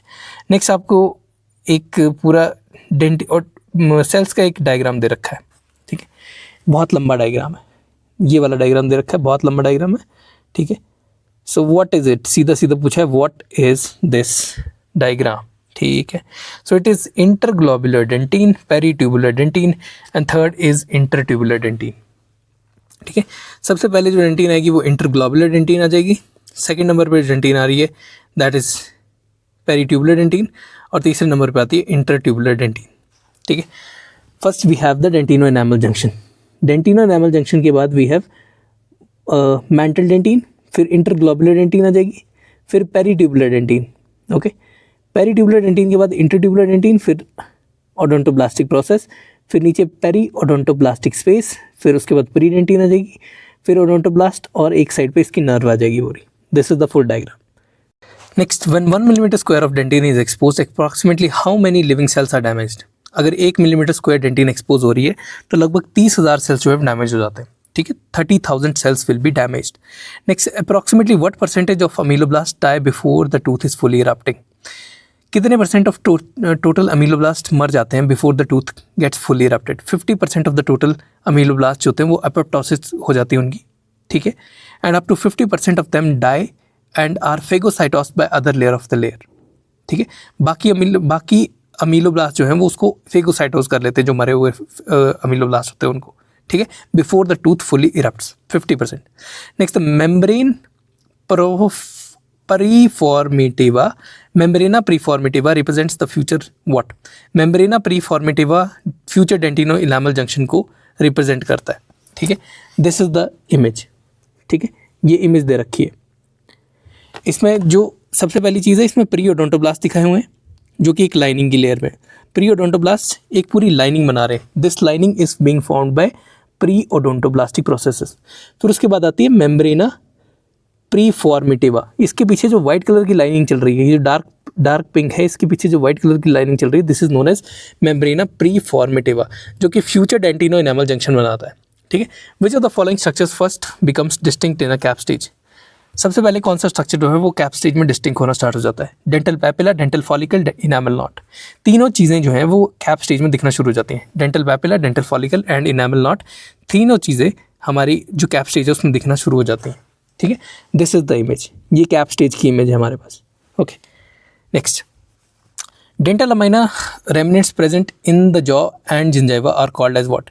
Dental lamina remnants present in jaw and gingiva are called as cell rest of Serres. क्या बोलते हैं इनको? Cell rest of सेरिस बोलते हैं. Remnants of dental lamina persist as epithelial pearls or islands within the jaw as well as the gingiva. These are referred to as cell rest of Serres. Next, the canaliculi of cementocytes are directed towards what? Canaliculi of the cementocytes, they are directed towards the periodontal ligament, PDL. Next, the incremental lines seen here are what? ठीक है, ये आपको image दे रखी है. इसमें पूछा है कि इंक्रीमेंटल लाइंस जो आपको दिखाई दे रही हैं वो क्या है? These are incremental lines of Salter, ठीक है. They are seen in cementum during the process of cementogenesis. There are periods of rest and periods of activity. The period of rest are associated with these lines.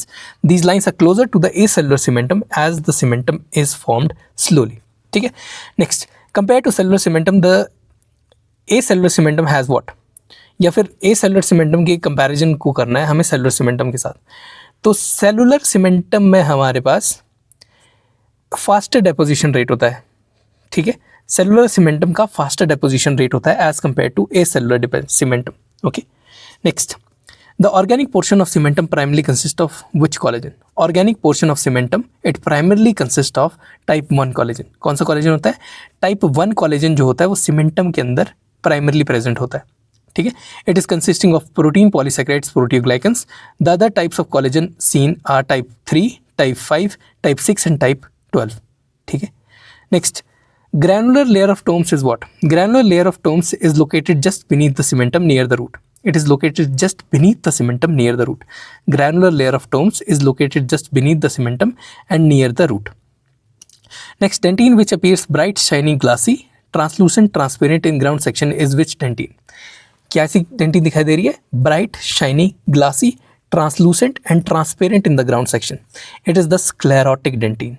कौन सी dentin होती है? Sclerotic dentin. Next, which one of the following lines is observed as a result of abrupt change in environment. अगर abrupt change environment में हो रहा है तो नियोलेटल lines दिखना शुरू हो जाती हैं, ठीक है। Prenatal dentin and postnatal dentin are separated by accentuated contour lines known as neonatal lines. These lines reflect the abrupt changes in environment that occur near birth, ठीक है। Next, which of the following statements is true about secondary dentine? Secondary dentine में जो true statement है that is deposition of secondary dentine is not uniform, ठीक है। जो secondary dentine है उसका deposition uniform नहीं होता। Primary dentine or the circumpulpal dentine, it forms the bulk of the dentinal structure. It is present both in coronal as well as in radicular dentine, ठीक है। Primary dentine दोनों coronal और radicular dentine में present होती है and is formed before the root completion is complete. The outermost part of the primary dentine near the DEJ is called as the mantle dentine. सबसे ज़्यादा बाहर वाला part जो होता है उसको बोलते हैं mantle dentine, ठीक है, which is slightly less mineralized. Secondary dentine which forms slowly throughout life is closer to the pulp. Its deposition is not uniform and with the aging continued deposition of secondary dentine, it could lead to narrowing or reduction in the size of pulp chamber, ठीक है।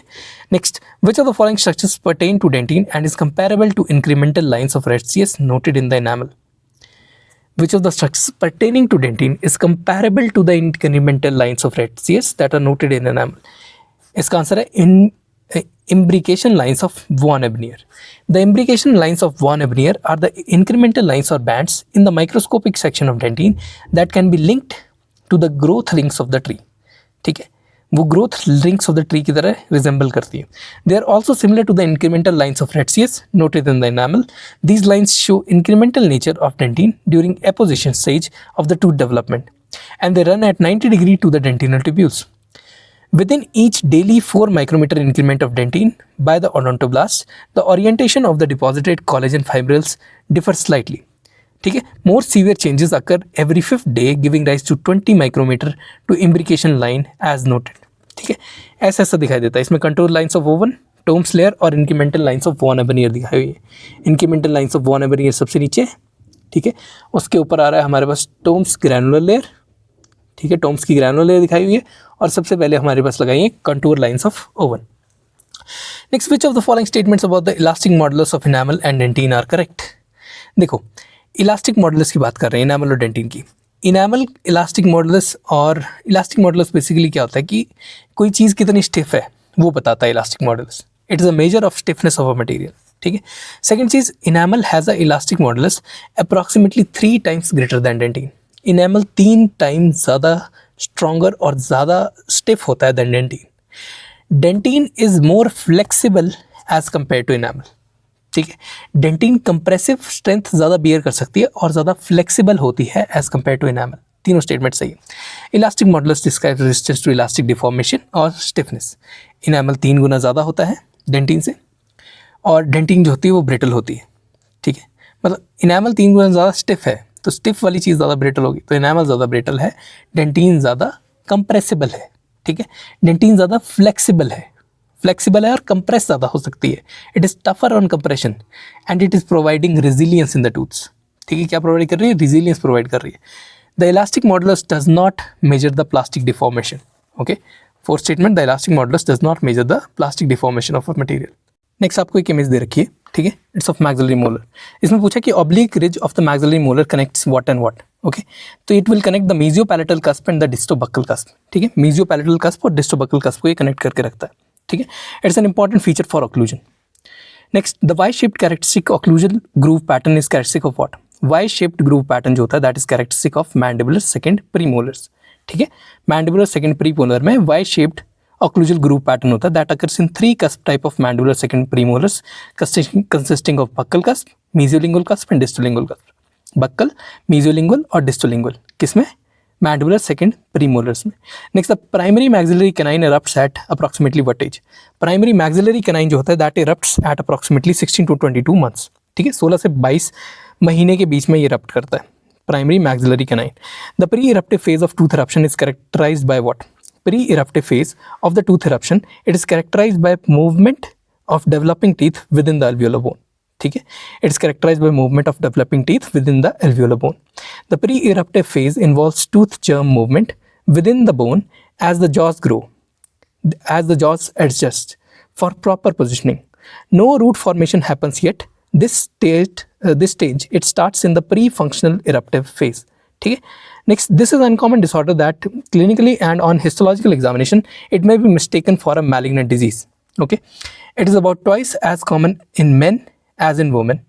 ठीक है, it is typically presenting as a deep crater-like ulcer that looks malignant. Histopathological examination shows lobar or lobular necrosis of the salivary glands. Lobular necrosis आपकी salivary gland की देखी जाती है, ठीक है। Squamous metaplasia of the ducts and acini is also seen. Mucus extravasation and inflammatory cell infiltration भी देखा जाता है। इमेज ऐसी है, ठीक है, पूरा जो पैलेट है पीछे के हिस्से से वहाँ से ऐसा ऐसा पूरा अल्सर सा बना होता है बहुत बड़ा, ठीक है। और हिस्टोपैथोलॉजिकल इमेज ऐसी है, ठीक है, हिस्टोपैथोलॉजिकल इमेज भी देख ली हमने। So it is a necrotising sialometaplasia, ठीक है, it is a necrotising sialometaplasia जिसमें histology shows necrosis of the salivary tissue, that is left side पे हमारी जो नेक्रोसिस हो रखी है सलाइवरी ग्लैंड के टिश्यू की, and squamous metaplasia of the ducts of the right side. जो ये वाइट कलर वाले दिखाई दे रहे हैं, ठीक है, वाइट कलर वाले जो दिखाई दे रहे हैं holes, this is the necrosis of salivary tissue. Okay, these white holes, these are necrosis of white tissue.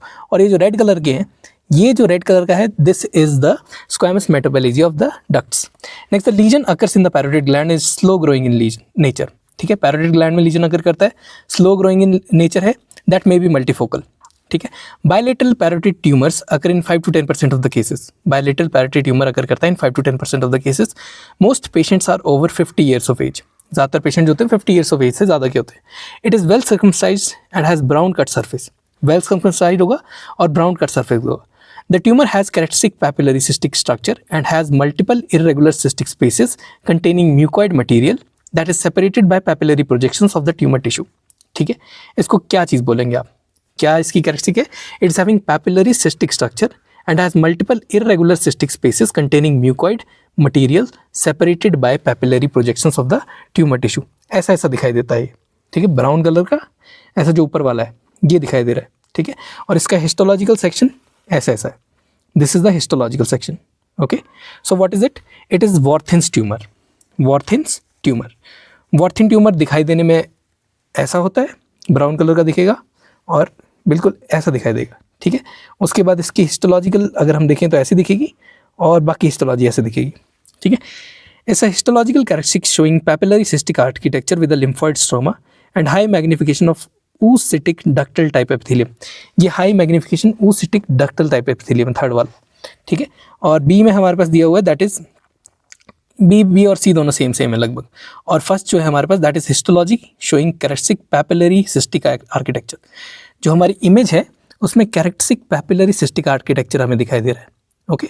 Next, the condition is caused by branching of gram positive bacteria. Over half of the cases of cervicofacial region are involved in this. The condition may follow dental abscess, periodontal suppuration और osteoradionecrosis, ठीक है। और इसका histological हमारे पास ऐसा दिख रहा है। हिस्टोलॉजिकल स्लाइड ऐसी है और जो कंडीशन है दैट इज दिस वन, ठीक है। ऐसे पूरा एक साइड का फूला हुआ बंदे का, ठीक है। It's having gram positive bacteria को कोई ना कोई इन्फेक्शन है। What is it? It is actinomycosis. Actinomycosis of the sample of the पस containing colony of the actinomyces. Sulphur granules होते हैं इसके अंदर, नेक्स्ट आपको एक पिगमेंटेशन की इमेज दे रखी है. Okay, now these type of melanin pigmentation macules are seen in what? तो they are seen in Laugier Hunziker syndrome and Peutz Jeghers syndrome. Peutz Jeghers syndrome और लेगुअर हुनज़िकर सिंड्रोम के अंदर ये चीज़ देखी जाती है. Multiple circumoral melanotic macules are seen in Peutz Jeghers syndrome where the macules may also be present in the oral mucosa, toes and fingers along with the intestinal polyps. ठीक है, पॉट्ज़-ज़िगार syndrome के अंदर मैक्यूल्स प्रेजेंट हो सकते हैं in the oral mucosa, toes, fingers along with intestinal polyposis. Pigmented labial and intraoral macules with streaky nail pigmentation is seen in Laugier Hunziker HUNZIKER syndrome. ठीक है,